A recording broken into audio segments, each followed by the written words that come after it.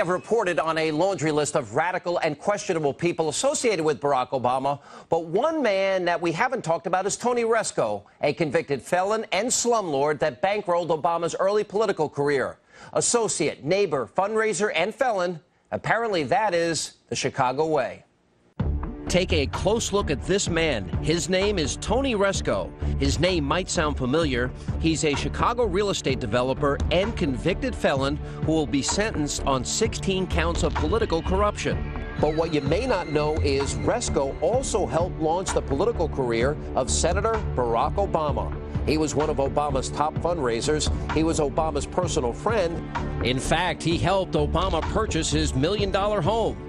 Well, we all may find out a lot more about the Chicago, quote, political fixer because Rezko is reportedly cooperating with prosecutors. When you think about the possibility of someone who knows as much about corrupt politics in Illinois as Tony Rezko does, singing, well, maybe talking at least, to federal prosecutors, the potential ramifications in Illinois and nationally vis-a-vis Barack Obama are huge. According to Chris Steyerwalt of the Washington Examiner, Rezko is another one of Senator Obama's many questionable relationships that have contributed to his meteoric rise. Certainly you can't do business in Chicago politics, and certainly you can't rise as far and as fast as Barack Obama did in Chicago politics without the help of the shady players like Tony Rezko. Now, Tony Rezko is a Syrian immigrant who quickly rose to power in Chicago, becoming a well-known political fixer and a slumlord. Rezko was in the habit of trying to fund politicians and put them in his pocket. According to the Chicago Sun-Times, Barack Obama and Tony Rezko first met in 1990. Rezko learned of Obama while he was attending Harvard and, quote, offered him a job, unquote, but Obama turned him down. In 1993, Obama began working for Davis Minor Barnhill. That's a Chicago-based law firm that represented Rezko and his real estate company. The two first worked on a deal to convert a former nursing home into a low-income housing unit. In 1995, the year Obama ran for the state Senate, and the same year that he had his political coming-out party at the home of William Ayers and Bernadine Dorn, Tony Rezko donated thousands of dollars to that first campaign, fast becoming one of Obama's top campaign contributors. Over the years, Rezko raised nearly $250,000 from various Obama campaigns. What Senator Obama was able to do was parlay that relationship, not just in the direct contributions from Rezko, not just in the $250,000 that came into Obama's coffers over the course of his career from Rezko and his companies, but also in the connections that Rezko made for Obama by being a co-chair of a campaign, by vouching for him, by working with him. Rezko's huge influence inside Chicago politics, dating back many years before Obama ever came to town, was something that Barack Obama needed very much to get started. This past March, under political pressure, Barack Obama finally spoke openly with the Chicago Sun-Times about his relationship with Tony Rezko. I have no problem with an article that says I had a relationship with Tony Rezko.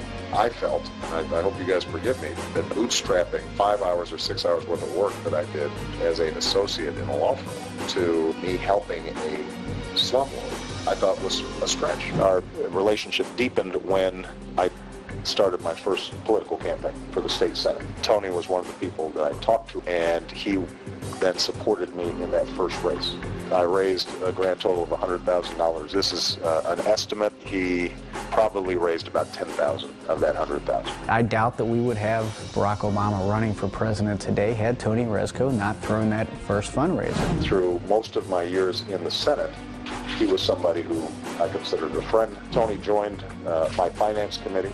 He was not my largest fundraiser, but he was a significant fundraiser. As a state senator and so-called champion of the poor, Obama supported Rezko's federally subsidized housing empire that left some tenants without heat, in squalid conditions, and buildings in financial disrepair. 11 of Rezko's 30 properties were in Obama's district, with 4 going into foreclosure. The relationship went from political to personal in 2005, while Rezko was under federal investigation. Obama and Rezko's wife, Rita, purchased these 2 adjacent lots in Chicago's elite Kenwood neighborhood.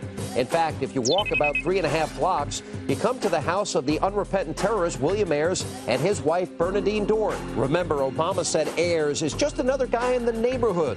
From Mayor's house, turn left and go 2.5 more blocks, and you come across another guy in the neighborhood, Louis Farrakhan.